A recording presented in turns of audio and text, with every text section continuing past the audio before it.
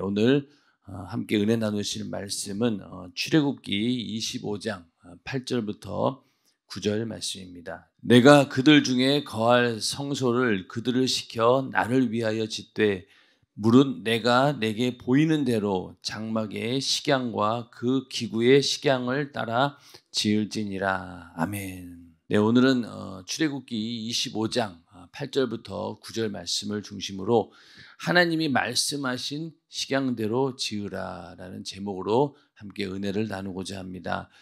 지금 우리는 그 성막 강해 가운데 성막을 짓는 자세 세 가지를 함께 공부하고 있습니다. 어제는 즐거운 마음으로 성막을 지어야 된다라고 말씀을 드렸고, 오늘은 두 번째, 하나님이 말씀하신 식양대로 지으라라는 내용으로 은혜를 나누고자 합니다. 오늘 읽으신 말씀처럼 하나님께서는 모세에게 성막을 지으라고 하면서 물은 내가 내게 보이는 대로 장막의 식양과 또 그 기구의 식양을 따라 지을지니라, 이렇게 정확하게 설계도를 모세에게 주었습니다. 그런데 그리고 또 히브리서 8장 5절에도 모든 것을 산에서 내게 보이던 본을 쫓아 지으라, 이렇게 말씀하시면서 설계는 물론 재료나 또 거기에 있는 색깔까지도 아주 디테일한 부분까지도 전부 다 하나님께서 일일이 다 이렇게 지시를 해 놓으셨어요. 그런데 또 모세는 이러한 하나님의 명령에 대해서 자신의 뜻을 조금 더 더하지 않고 그냥 그대로 이 성막을 지었습니다. 만약에 하나님께서 이 성막을 지으라고 할 때 인간들에게 그냥 어느 정도 아웃라인만 주고, 야, 나머지는 너희들이 알아서 지어라. 또 어제 우리가 읽으신 말씀 가운데 그 이스라엘 백성들 가운데는 손재주가 많은 사람도 있었고 또 이런 일에 아주 유능한 사람들이 굉장히 많이 있었습니다. 그러면은 하나님 입장에서도 그냥 내가 이런 정도로 지을 거니까 너희들이 한번 알아서 만들어라, 이렇게 했을 수도 있어요. 그런데 하나님께서 그렇게 하지 않은 이유는 모세가 시내산에서 내려오지 않으니까 이스라엘 백성들이 어떻게 했습니까? 우리를 광야에서 인도하신 하나님이 하나님께서 인도하던 그 지도자가 없었으니 어떡하냐, 우리가 자체적으로 우리를 인도한 하나님을 만들자, 이래가지고 자기들이 하나님을 상상해서 만든 게 바로 금송아지 우상입니다. 그러니까 그 이스라엘 백성들에게 하나님에 대한 상상력은 그 정도밖에 안 되는 거예요. 그런 자들에게 만약에 그 성막을 지으라라고 했으면은 엉뚱한 방향으로 또 전혀 하나님의 의도와는 맞지 않는 그런 식으로 아마 지었을 거예요. 그렇기 때문에 하나님께서는 그 짓는 방법이라든가 모든 부분에 대해서 아주 상세하게 다 정해 주신 겁니다. 사실 우리도 신앙생활 하면서도 어떨 때는 하나님 이런 것까지 일일이 간섭하시고 또 이런 것까지 이렇게 말씀에 기록해 놓으셨을까라고 하겠지만은, 우리는 조금만 삐끗 빗나가도 항상 하나님 말씀에 어긋나는 그런 죄악의 근성들을 가지고 있기 때문에 하나님 말씀이라고 하는 철저한 통제를 받지 않고는 절대로 우리가 올바른 신앙생활을 할 수 없고 또 하나님 말씀대로 살아갈 수가 없습니다. 그래서 하나님 말씀이라고 하는 아주 디테일하게 우리에게 명령해 주셔야지만이 우리는 거기에 순종해서 그 말씀대로 살아갈 수 있는 것이고, 또 그 말씀대로 사는 것이 바로 우리에게는 신령한 복이기 때문에 하나님 말씀대로 그 명령에 순종하는 것, 이게 굉장히 중요하죠. 그리고 이 모세 입장에서도 자기 생각이 조금이라도 들어갈 수 있잖아요. 하나님, 요거는 요렇게 하는 게 어떨까요? 요거는 좀 현실과는 맞지 않는데요. 이런 식으로 충분히 얘기할 수도 있었을 거예요. 그러나 모세는 그런 것들에 대해서 자기 생각을 전혀 첨가하지 않고 말씀 그대로 순종을 합니다. 오늘날 우리도 하나님 말씀 가운데는 내가 이해가 안 되는 부분도 있어요. 그리고 내가 또 받아들이기에는 너무 벅찬 것도 있고 또 이거는 도저히 불가능하다라는 것도 있죠. 그러나 그런 것들을 만약에 거기다가 내 생각을 조금이라도 첨가하게 되면 어떻게 됩니까? 그 말씀이 나에게 이루어지지 않습니다. 그러나 그 말씀을 100% 그대로 신뢰하고 그 말씀이 나에게 이루어지기를 간절히 사모하는 마음으로 그대로 수용할 때 우리는 생각지도 못했던 하나님의 놀라운 역사가 우리의 삶 가운데 이루어진다는 겁니다. 그래서 하나님이 말씀하신 그대로 성막을 지으라라는 것처럼 우리에게도 주어진 하나님 말씀을 100% 순종하는 그런 믿음이 우리 안에 있기를 주님의 이름으로 축원합니다. 성막을 이렇게 하나님께서 정하신 식양대로 짓는 것처럼 우리도 신앙의 집을 이렇게 하나님 말씀대로 지어야 됩니다. 에베소서 2장 19절부터 22절 말씀을 보면은 여기는 이제 그 이방인들도 예수를 믿게 됩니다. 그러니까 이방인들도 이제는 그 유대인들과 함께 섞여서 신앙생활을 하게 되는데 지금부터 이제 너희는 여기 보면은 외인도 아니고 손도 아니고 오직 성도들과 동일한 시민이요 하나님의 권속이라. 그러니까 이제 이방인이라고 해서 다를 게 없다는 거죠. 같은 이제 공동체 안에 들어왔다. 그래서 너희는 사도들과 선지자들의 터 위에 세우심을 입은 자라. 그리스도 예수께서 친히 모퉁이 돌이 되셨느니라. 자, 모퉁이 돌은 건축 보면은 건물에 보면은요 항상 모퉁이 돌이 있어요.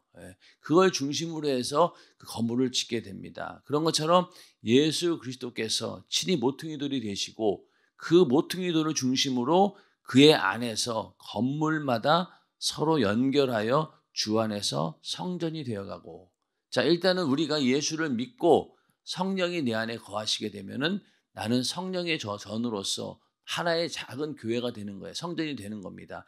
그러한 성전들이 전부 다 서로 연결된다는 거예요. 그의 안에 예수 안에서 성령으로 지어진 그 성령의 전들이 다 서로 연결되어 가지고 주 안에서 또 하나의 큰 교회라고 하는 또 성전을 만들어냅니다. 너희도 성령 안에서 하나님의 거하실 처소가 되기 위하여 예수 안에서 함께 지어져 가느니라. 그렇게 예수 안에서 함께 지어져야 한다. 그래서 우리도 개개인이 내가 하나님의 성령을 모시는 성령의 전이다 라는 그런 믿음을 가지고 우리 안에 있는 집을 잘 지어야 됩니다. 그리고 또 이렇게 서로 예수 믿는 사람들이 전부 다 연결되어 가지고 함께 교회라고 하는 공동체를 만들어 갈 때 그 가운데에서 여러 사람들이 함께 모여져서 또 다른 커다란 시너지 효과를 내는 게 바로 교회입니다.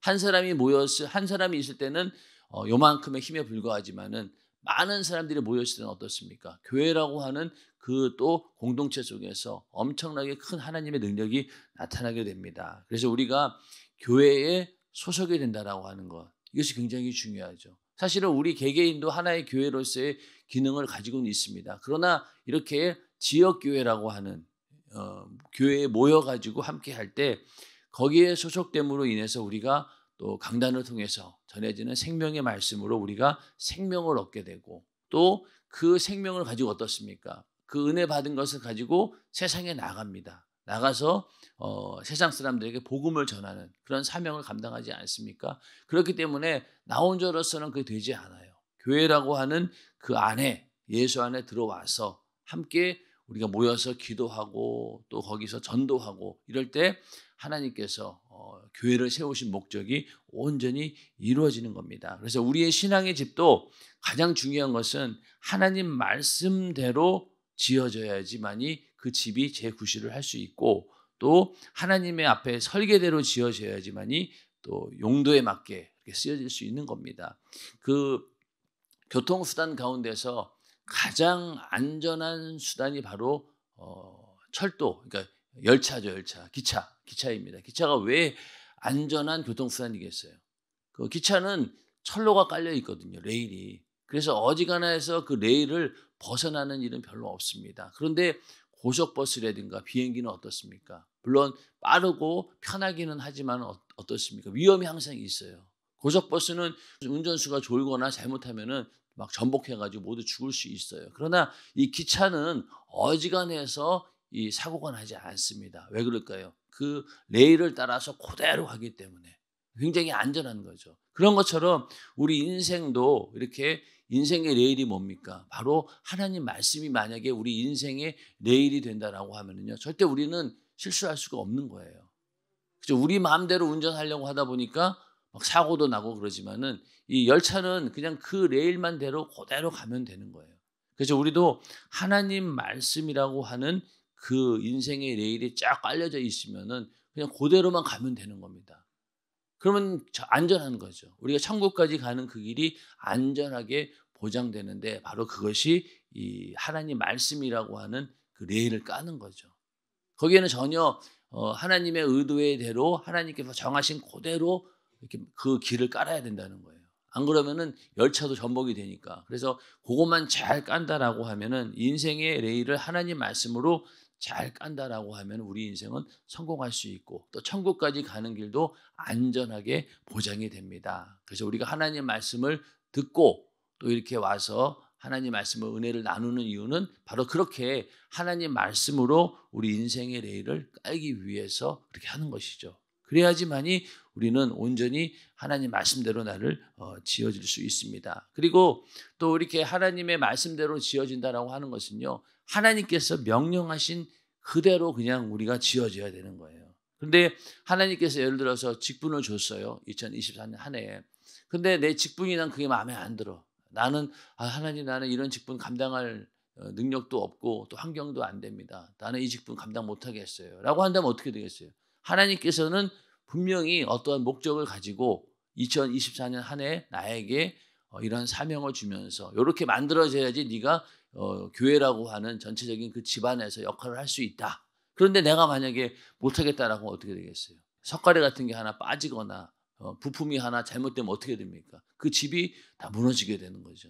그래서 하나님께서 이런저런 요소마다 직분을 세우시고 그걸 우리에게 맡겨주셨습니다. 근데 거기서 내가 만약에 펑크 내면 어떻게 되는 거예요? 그 집 전체가 위험에 빠질 수 있다는 겁니다. 그래서 우리가 하나님께서 어떤 직분을 딱 주었을 때 나는 그것을 능히 감당할 수 있다라고 하나님께서 믿고 맡겨주신 거다라는 그런 믿음을 가지고 그 자리에 그 용도대로 딱 쓰임을 받아야 되는 겁니다. 그걸 만약에 거부한다라고 하면은 어떻게 보면은 자기 지위를 떠난 그 천사처럼 하나님의 말씀에 정면적으로 도전하는 명령에 도전하는 그런 자가 되는 것이죠. 그래서 우리는 하나님 앞에 내가 직분을 받는 순간 내가 하나님 앞에 설계가 되었구나. 이거는 빠지면 안 되는구나. 그런 믿음을 가지고 우리는 직분을 잘 감당해야 됩니다. 또 우리가 이 직분을 감당하면서 이렇게 사람들에게 드러나는 직분 또 담임 목사님에게 항상 이렇게 인정받을 수 있는 그런 직분만을 선호하는 사람들도 있어요. 그러다 보니까 앞에 나와서 많은 사람들에게 보여주는 그런 직분 그런 것들을 막 선호하고 또 보이지 않는 곳에서 충성하는 그런 직분은 아예 하려고 하지도 않는 그런 사람들도 있습니다. 그게 왜 그럴까요? 그냥 보여주는 거예요. 그게 좋은 거죠. 남 인정받고 그 인간적인 생각입니다. 그러나 묵묵히 아무도 알아주지 않는다 할지라도 거기서 순종하며 충성하는 사람들은 정말로 이 하나님께서 명령하신 대로 설계대로 나를 만들어가고 있는 사람입니다. 그런데 자꾸만 드러나는 일만 하려고 하는 사람들은 하나님께서 원하는 요소에 있는 건 아니죠. 자, 야구 방망이가 있으면은 그 야구 선수는 항상 어디를 잡습니까? 야구 방망이 보면은 그 손잡이를 잡잖아요. 그러면은 야구 방망이 입장에서는 어때요? 주인이 항상 나를 여기를 꼭 잡아주고 있기 때문에 난 정말로 거기 그 손잡이 부분에 있는 나는 정말로 귀한 존재야. 이러면서 뿌듯해할까요? 그렇지만은 야구 방망이의 역할은 어떻습니까? 주인은 거기를 잡고 있지만은 실제로 공을 때리는 곳은 어디입니까? 저 위에요. 두꺼운 부분. 그렇죠? 그렇기 때문에 야구 방망이 전체가 다 쓰임 받고 있는 것이지 손 잡고 있는 주인이 손을 잡고 있다라고 해서 거기가 귀한 부분은 아니라는 겁니다. 마찬가지로 교회의 직분도 어떤 경우에는 담임 목사님이 항상 신경을 쓰고 항상 서로 자주 만나는 그런 성도들도 직분도 있겠죠. 그러나 어떤 경우에는 담임 목사님이 전혀 관여하지 않는 것 같은 그런 부분도 있지 않습니까? 그렇다고 해서 내가 덜 중요한 직분을 갖고 있다. 이게 아니라는 거예요. 교회는 내가 이미 직분을 받는 순간 그 안에서 다 역할이 있고 하나님께서 맡겨주신 그 설계도대로 된 거예요.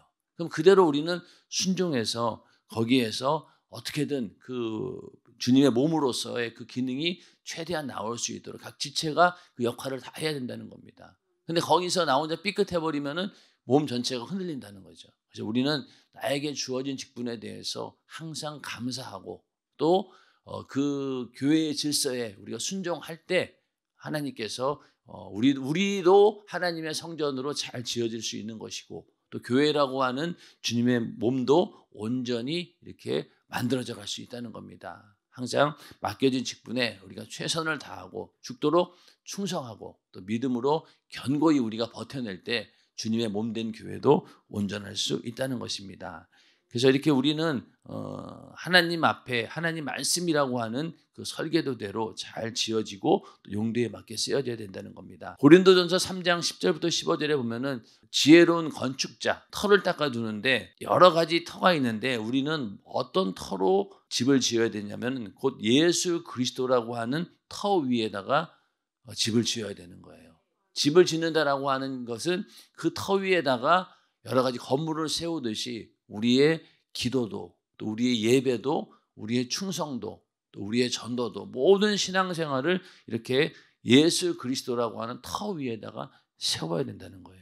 근데 이 예수 그리스도의 터 위에 세운다라고 하는 말은 우리의 신앙 고백, 예수님만이 나의 구원주가 되시고 또 예수님의 흘리신 그 피가 내 죄를 사해 주셨습니다. 그래서 나는 이 영원한 지옥에서 구원받은 자이고 그런 하나님의 은혜와 사랑을 받은 자입니다 라고 하는 그 신앙 고백 위에다가 우리의 모든 신앙생활을 세워야 되는 거예요.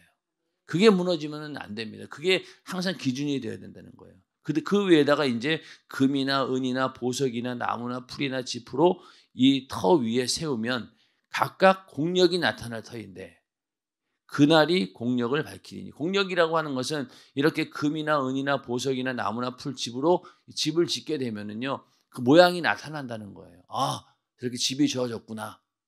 사람들이 봤을 때 야 뭔가 이루었구나라고 하는 그 공력이 나타난다는 거예요. 근데 이러한 공력이 어느 순간에 시험을 받는다는 거예요. 자 건물도 보면은 이 테스트를 받습니다. 그래서 이 건물이 제대로 지어졌는지 아주 철저하게 감리도 하고 뭐 하여튼 뭐 테스트를 해가지고 이게 어떤 지진이 났을 때 뭐 어떻게 될까. 근데 만약에 그 테스트를 통과하지 못하면 어떻게 돼요? 건축으로서 불합격을 받는 거예요. 그래서 마찬가지로 우리의 공력도 내가 예수라고 하는 터 위에 신앙생활을 열심히 했어요. 근데 그러한 것들을 항상 우리는 시험을 받습니다. 악한 마귀가 우리를 흔들어 놓기도 하고 또 우리 안에 있는 여러 가지 또 하나님 말씀을 또 불순종하면서 그러다 보니까 그러한 모든 시험 가운데서 그 공력이 그대로 살아있으면 남아있으면 되지만 만약에 무너진다라고 하면 다 이게 물거품이 돼버리는 거예요. 심지어는 갖고 있는 그 예수 그리스도라고 하는 터까지도 완전히 무너지는 경우가 있습니다. 평생 내가 집사로 또 뭐 장로로 권사로 신앙생활 열심히 했다고 했어요. 그런데 나중에 나이 들어서 아주 그 죽을 병에 걸린 거예요. 근데 병이 너무 고통스러우니까 하나님 나에게 왜 이런 고통을 주십니까? 라고 원망하다가 하나님 살아계시면 이럴 수 있습니까? 그러고 예수를 부인하고 그런 사람이 있지 않습니까? 그런 사람들은 어때요? 공력도 다 무너졌지만은 내 안에 있는 예수라고 하는 터까지도 완전히 싹 다 무너져 버린 거예요. 그러니 그 사람은 어떻게 되겠어요? 자기가 얻은 구원까지도 이제는 어떻게 될지 모른다는 거예요. 그래서 우리는 끝까지 예수라고 하는 그 터는 변하지 말아야 되는 거예요. 그래야지만이 여기 보면은 구원을 얻되 불 가운데서 얻는 아주 가까스로 십자가에 달려 예수님께서 옆에 달렸던 강도처럼 마지막에 그 신앙 고백으로 가까스로 구원받는 그 정도의 구원의 기회도 놓친다는 겁니다. 그래서 우리는 항상 예수 그리스도라고 하는 터 위에다가 금도 은도 보석 나무풀 이런 것들로 계속 지어가지고 공력을 만들어내야 된다는 거예요. 그래서 이 집은 흔들리지 않아야 된다는 겁니다. 그리고 무너지면 안 된다는 거예요. 근데 이런 것들을 무너지게 하는 요소가 뭡니까? 육신에서 올라오는 생각, 육신의 생각으로 지은 신앙의 집은 언젠가 무너지겠죠. 왜? 육신의 생각은 사망이기 때문에. 그러니까 내 생각대로 지은 집은 무너집니다. 그리고 세상의 지식으로 만든 집도 결국 무너지죠. 왜? 세상 지식은 항상 변하기 때문에. 지금 맞는 세상의 지식도 세월 지나면 더 좋은 이론이 나오고 그러면 이게 무너져 버리고 이게 바뀌는 거예요. 그러나 하나님 말씀만은 변하지 않습니다. 그래서 전지전능하고 영원한 하나님 말씀대로 나의 신앙의 집을 지은 사람은 절대로 무너지지 않는다는 겁니다. 그리고 또 우리가 이 신앙의 집을 지어가면서 내가 가지고 있는 잘못된 습관들을 먼저 다 이렇게 헐어버려야 된다는 거예요.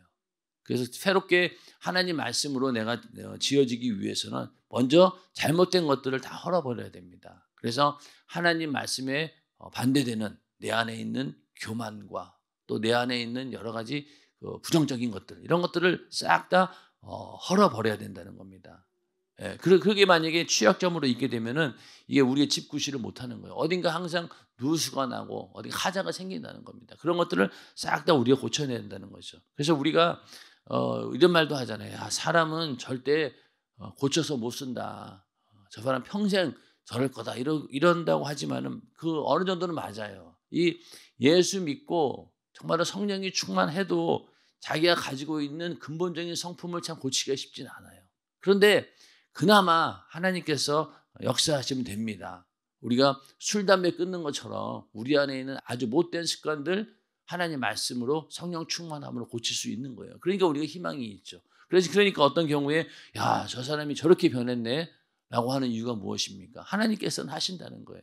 그래서 우리 안에 있는 그런 나쁜 습관들을 싹 다 버려야 된다는 겁니다. 내 힘으로는 할 수 없기에 성령의 능력을 의지해서 어떻게든 그걸 완전히 무너뜨리고 깨끗이 비워내야지만이 우리는 하나님께서 지으시는 온전한 그런 집을 지을 수 있는 것이죠. 그래서 내 상식과 지식으로 지은 집은 전부 다 무너뜨리고 또 하나님 말씀대로 견고하게 지어져야지만이 성령이 거하시는 거룩한 성전이 될 수 있습니다. 그래서 아무쪼록 우리가 하나님 말씀대로 내 안에 이 성령의 전을 잘 관리하고 가꾸고 또 보존해서 늘 성령께서 제한 없이 일하시는 그런 성령의 전이 되기를 주님의 이름으로 축원합니다.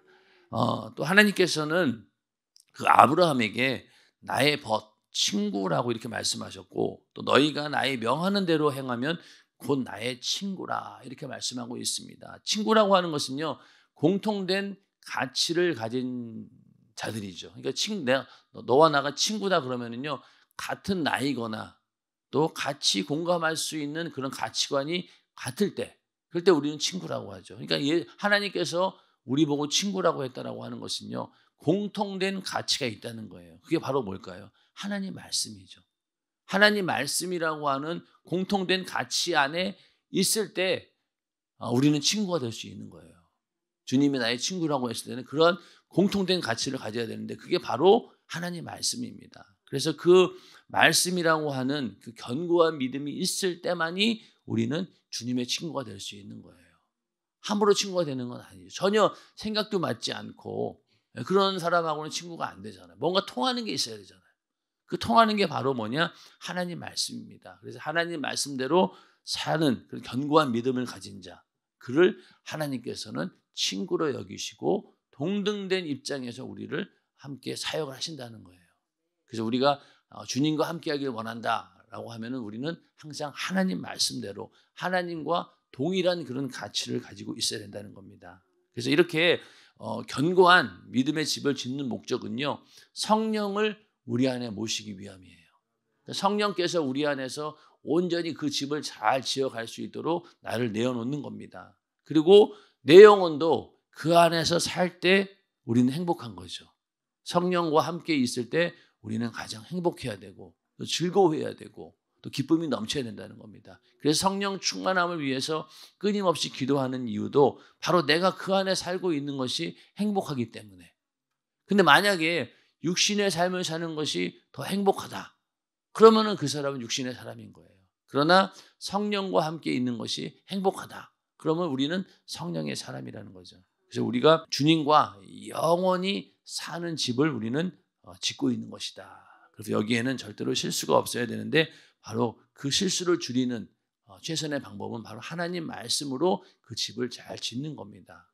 그래서 우리가 성령이 충만하면 충만할수록 하나님 말씀이 더 우리 막 심령 속에 더 새겨지는 거죠. 그래서 성령 충만할 때 성경을 읽으면은 그 성경이 정말로 살아 운동력이 있는 말씀으로 나를 이렇게 이끌어 갑니다. 그렇기 때문에 성령 충만함, 하나님 말씀으로 우리는 이렇게 하나님이 주신 그 집을 거룩하게 지어야 되는 것입니다. 누가복음에 나오는 부자와 나사로의 이야기도 결국에 가서는요, 이 부자는 자기 의지대로 집을 지은 거예요. 내가 아브라함의 자녀라고 하는 그런 선민의식, 또 율법도 알았어요. 아브라함을 아버지라고 불렀으니까. 그런데 형식적이고 외식적인 그런 삶을 살았던 거죠. 그 안에 하나님을 진정으로 모시는 그런 마음은 없었던 거예요. 그러다 보니까 그 집은 불타버렸고 결국 그 결과가 영원한 지옥이었던 거죠. 그러나 거지 나사로는, 물론 성경에는 구체적으로 나사로가 어떻게 살았는지에 대해서는 나오지 않았지만은 결과로 봤을 때 그는 영원히 썩지 않는 신령한 집이 있었다는 거예요. 그래서 그는 아브라함 품에서 영원한 행복을 누릴 수 있었다. 그래서 우리는 이렇게 이 결과를 우리가 봤을 때 아까 그 말씀처럼 공력을 세웠지만은 이것이 언젠가 시험을 통과했을 때 나중에 그 결과로 나타난다는 거죠. 그것이 지옥이냐 천국이냐인데, 만약에 그 결과가 지옥이라 하면은 참 이것만큼 억울한 일은 없는 거죠. 그래서 우리가 신앙생활을 하면서도 항상 내가 짓고 있는 집이 과연 그냥 불타버릴 그런 집인가, 아니면은 하나님께서 인정하는 그런 집인가를 우리는 잘 분간을 해야 됩니다. 이 마귀 역사는 계속해서 우리의 믿음의 집을 헐려고 그냥 계속 노리고 있는 거죠. 그런데 견고한 집은 부수지 못해요. 왜냐하면은 성령께서 주인으로 계시기 때문에. 자, 주인이 있는 집에는 도둑이 안 들어옵니다. 어지간해서 대부분 보면은 빈집이라든가 이런데 도둑이 잘 들어오죠. 그런데 집이 있고 또 그 집안에 주인이 있고 또 그 주인이 등치도 있고 남자들이 막 여럿이 살고 그러면 어떻습니까? 함부로 도둑도 못 들어오고 강도들도 일단 못 들어와요. 그러나 집에 그 주인이 시원찮으면 어떻게 되겠어요? 이렇게 강도도 들어올 수 있고 도둑도 들어오는 겁니다. 근데 성령께서 내 주인으로 계신다라고 하면은 절대로 이 악한 마귀 역사가 들어올 수 없다는 거예요. 들어왔다 하더라도 일단은 물러갈 수밖에 없는 거죠. 절대로 우리의 집을 부술 수 없다는 겁니다. 또 하나님 말씀도 마찬가지예요. 이 마귀는 하나님 말씀을 취소시킬 수도 없고 가감할 수도 없고 도전할 수도 없어요. 그렇기 때문에 우리가 하나님 말씀으로 지은 집이 견고하다는 겁니다. 그리고 영원하고. 하나님 말씀으로 또 성령께서 내 안에 계시면서 성령이 나의 주인 되는 그런 집을 우리가 만들어 가야 된다는 거죠. 예전에 그 동화에 보면은 왜 돼지 삼형제 이게 나오잖아요. 늑대가 나와가지고 처음에는 그들이 피하는 집을 수수깡으로 지었는데 훅 부니까 날아가고, 또 나무로 지었더니 또 다 무너뜨리고, 나중에 벽돌로 튼튼하게 지었더니만은 아무리 불어도 늑대가 불어도 이제는 넘어가지 않고, 결국 나중에 이제 늑대가 그 굴뚝을 타고 들어왔는데 거기서 다 잡아가지고 일단은 늑대와 싸우면서 이기는 그런 동화가 있지 않습니까? 그런 것처럼 우리도 그렇게 집을 견고하게 지어서 악한 마귀가 들어온다 할지라도 싹 쫓아낼 수 있는 그런 능력이 우리 안에 있을 때, 그게 바로 하나님께서 온전히 지으시는 그런 믿음의 집이 된다는 겁니다. 그래서 성막을 지을 때 이렇게 하나님의 그 식양대로 말씀 그대로 짓는 것이 제일 안전하고 견고하다. 우리도 하나님 말씀대로 또 내 안에 계신 성령께서 주장하는 대로 그렇게 믿음의 집을 잘 지어갈 때 하나님께서는 우리를 끝까지 지켜주시고 천국까지 가는 길을 우리를 보장해 주신다는 겁니다. 예수님께서 나는 길이요 진리요 생명이다 이렇게 말씀하셨는데, 길이라고 하는 것은요 방향을 분명히 제시해 준 거예요. 아까 마치 기차가 갈 수 있는 레일을 깔아준 것처럼 예수님께서 우리에게 하나님 말씀으로 정확한 방향을 알려주시고 길을 쫙 깔아주신 겁니다. 그렇기 때문에 그 위에 진리가 온전히 설 수 있는 것이고, 그 진리는 뭐예요? 변하지 않는다는 거잖아요. 그러니까 하나님께서 깔아놓은 그 진리의 길은 올바른 방향이고 또 그 방향이 변하지 않는다는 겁니다. 그 방향대로 이렇게 하나님 말씀대로 살아갈 때 우리에게 그것이 곧 생명이 된다는 겁니다. 또 우리가 아무리 길이 올바르게 깔려 있고 또 내가 진리의 말씀이 무엇인지 안다 하더라도 그것을 내가 소유할 수 있는 능력이 없다라고 하면 또 소용이 없는 거예요. 그러니까 신앙생활 이렇게 하는 거 뻔히 알면서도 그렇게 해야 되는데 매일 그러다가 주저하는 사람들도 있습니다. 그렇기 때문에 우리는 길을 발견했고 또 진리를 발견했다라고 하면은 그 길대로 갈 수 있는 힘도 우리에게 있어야 된다는 거죠.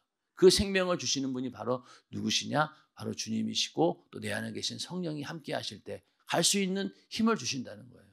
아, 저기가 목적지고 이게 진리고 이 방향으로 가는 게 맞아. 그런데도 아유 나 못 가.